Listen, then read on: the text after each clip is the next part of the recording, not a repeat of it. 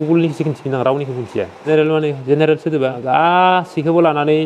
जानायखौनो गासैखौबो लानानै थानायखौनो गासैबो थानायखौनो जेनेरेल होननानै बुङो जेनेरेल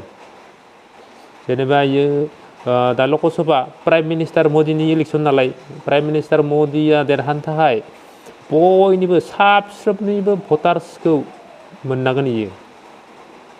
बयनिबो साफ्रोमनि भटार्सखौ लानानैसो जानाय इलेक्शननि जेनेरेल इलेक्शन होनना बुंदों जेनेरेल इलेक्शन ओमफ्राय मा दिनै general election will be held in India from 19 April 2024 to 1 June 2024 general elections ना साफ्रोमखौ लानानै जानाय भटआ माने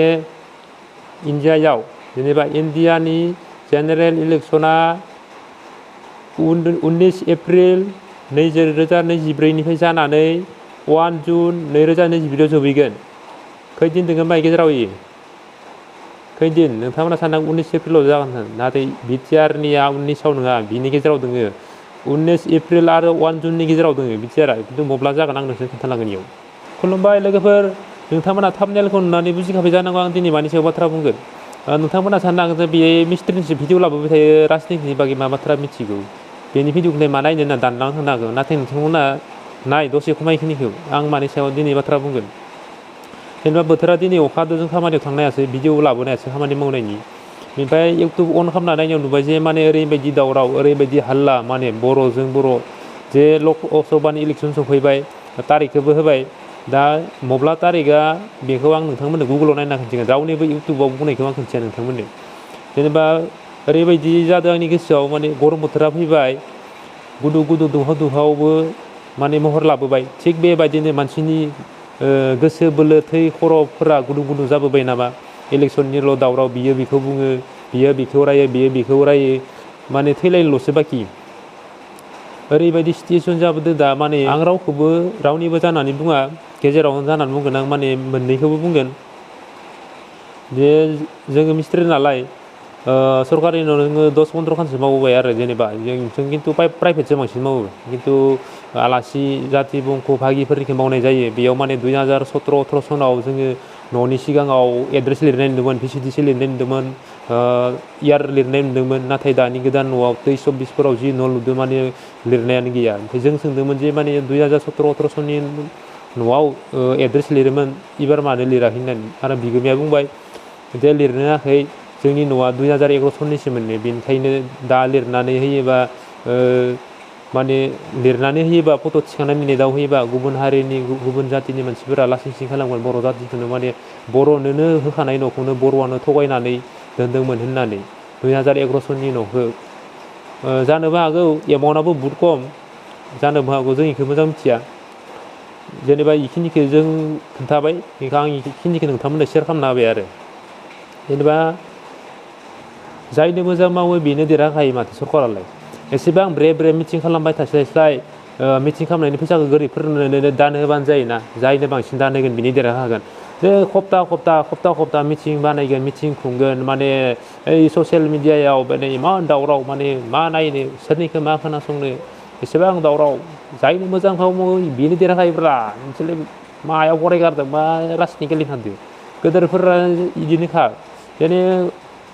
उन्दैफोरखौ माने बारा बुजि रोङि मानसिफोरखौ माने जाहो लोंहो माने दौसोम बुरखायना दोननानै गावसोरखिनिया जेखै फिथाइ मोनजायो बिखि बारो जेखै फिथाइ मोनजायो बिखि बारो बान्दरफोरबायदि फिसाफोरासो माने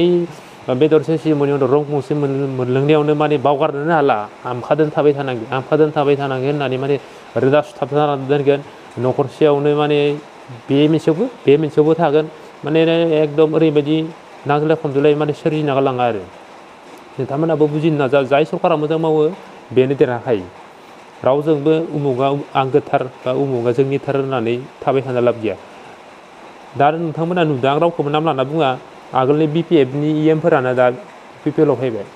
जानो हागौ PPLनियावबो बबेबा बोसोराव BPFआव थांफिनगोन बेखौ एख' बुंनाया एख' थि गैया बेफोरो लिरना दोनखानाय बुस्थु नङा इयो राजनितिकसो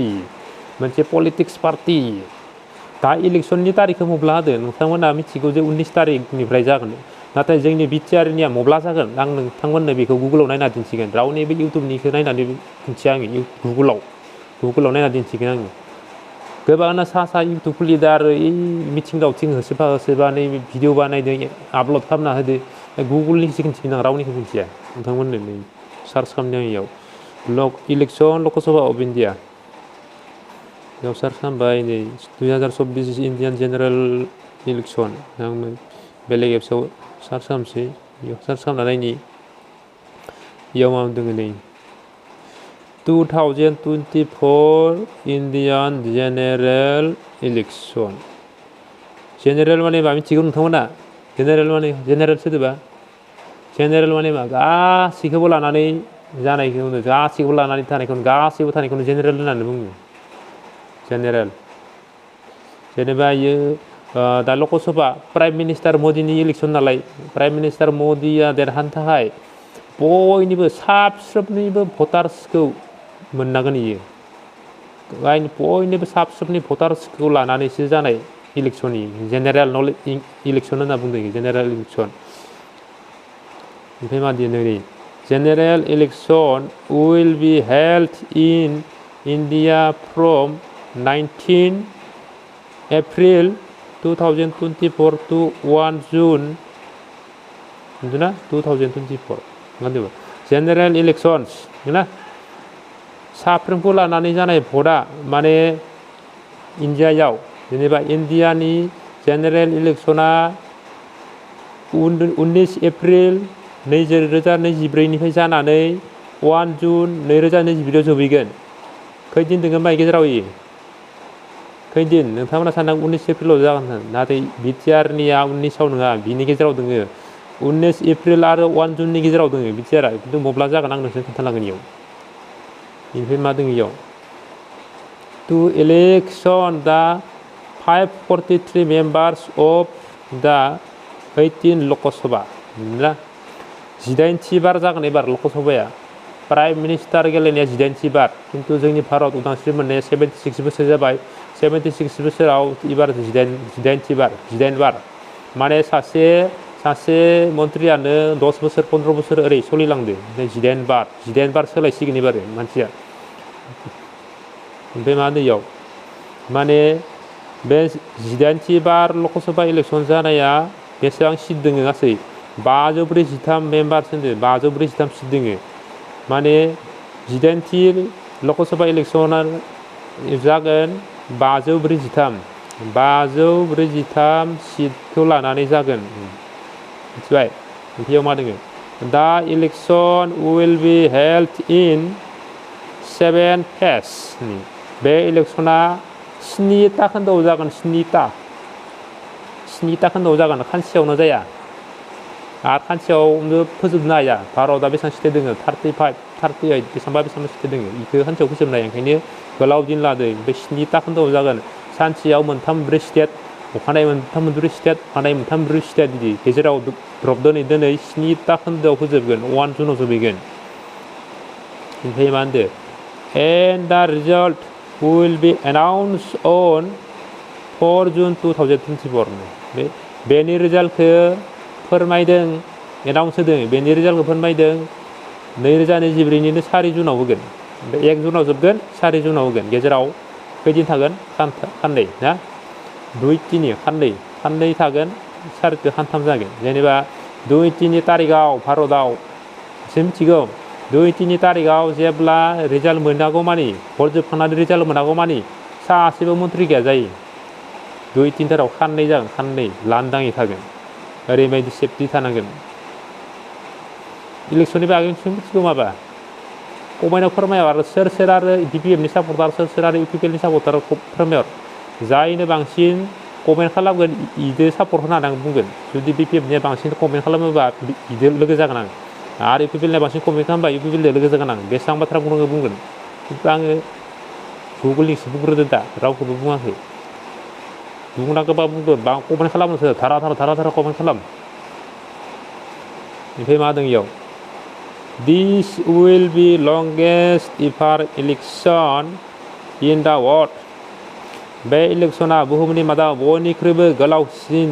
गोदोरसिन बाख्नायजाथावसिन जागोन मिथिबाय बुहुमनि मादाव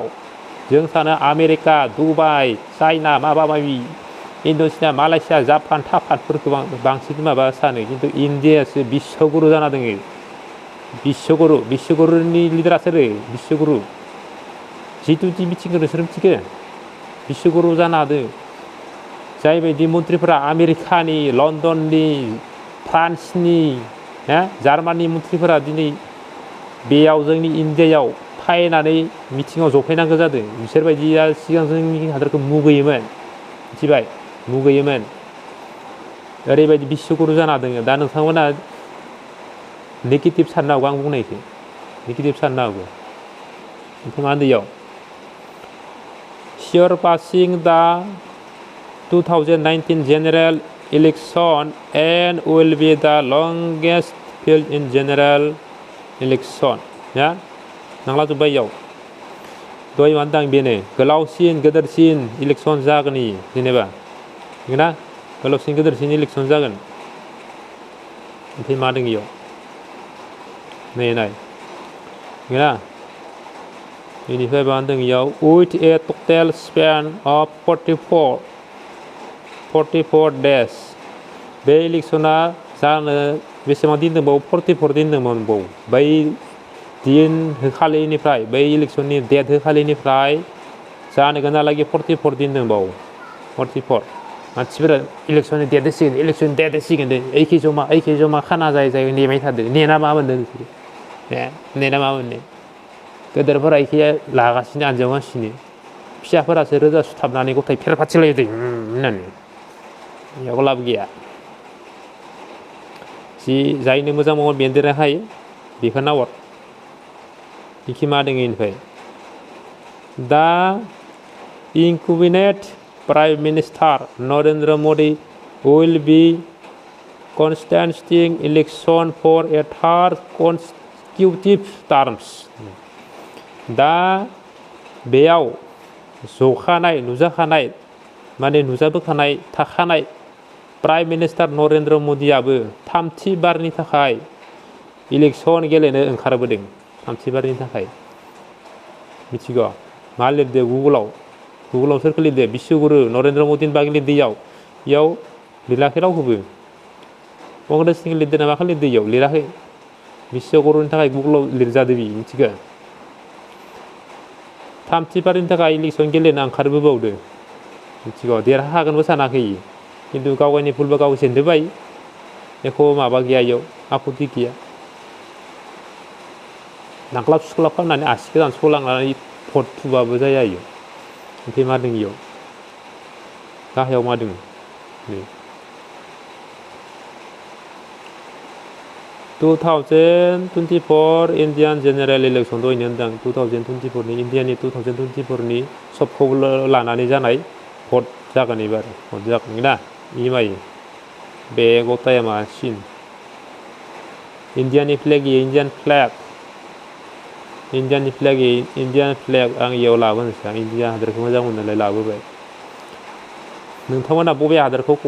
मोजां मोनो कमेन्ट खालाम जेनेबा बबे हादरखौ इण्डियानि अनगायै बबे हादरखौ बांसिन मोजां मोनो कमेन्ट खालाम सोरबाया पाकिस्तानखौ मोजां मोनो सोरबाया चाइनाखौ मोजां मोनो सोरबाया जापानखौ मोजां मोनो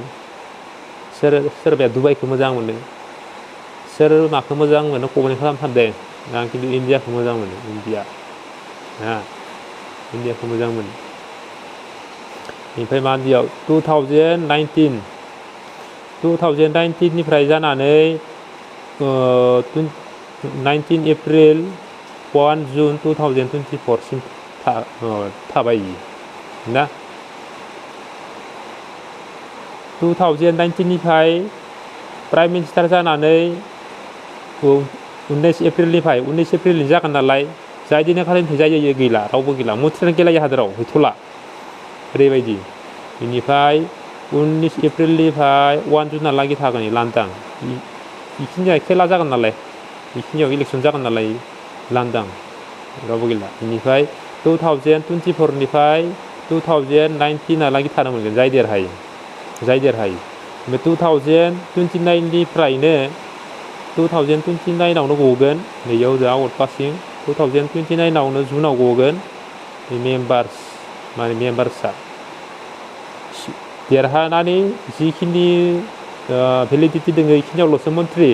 बे भेलिडिटिया जोबबानो गैलायो मेम्बार्सआव फैबाय सोद्रोमा जाफिनबाय भेलु गैला बेफोरबायदि बेयाव लिरदो साननैसोनि थाखायनो इमान गरम फिसा फिसा मानसिफोरा